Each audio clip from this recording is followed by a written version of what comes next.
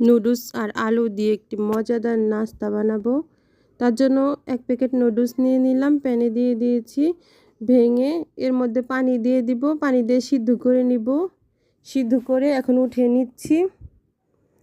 এখন একটা বাটিতে দিয়ে দিচ্ছি নুডলস সিদ্ধ করা, এর মধ্যে আলু সিদ্ধ করে গলে রেখেছি সেগুলো দিয়ে দিলাম, শুকনো মরিচের গুঁড়ো দিয়ে দিলাম, একটু লবণ দিয়ে দিলাম পরিমাণ মতো, ধনেপাতা কুচি দিয়ে দিলাম, একটু চিলি ফ্লেক্স দিয়ে দিয়েছি, কর্নফ্লাওয়ার দিয়ে দিলাম 2 টেবিল চামচ, নুডলসের মশলা দিয়ে দিলাম 1 প্যাকেট, এর মধ্যে একটু ময়দা দিয়ে দিলাম, একটু একটু করে ময়দা দিয়ে ডোটা বানিয়ে নিব।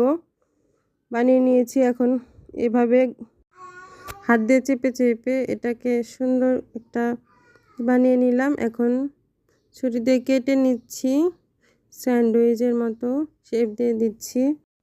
সবগুলো উঠিয়ে নিব, এভাবে উঠিয়ে নিচ্ছি।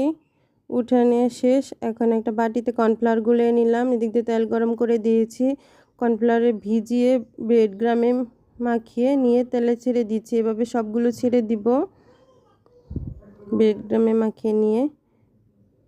এখন এক পাশ হয়ে গেলে আরেক পাশ উল্টিয়ে দিতে হবে, এভাবে ভাজতে হবে, হালকা লো হিটে ভেজে নিতে হবে। আমার ভাজাটা শেষ, এখন নামিয়ে নিচ্ছি। দেখতে পাচ্ছেন কত সুন্দর হয়েছে, খেতেও অনেক মজা হয়েছে, সেরকম টেস্টি।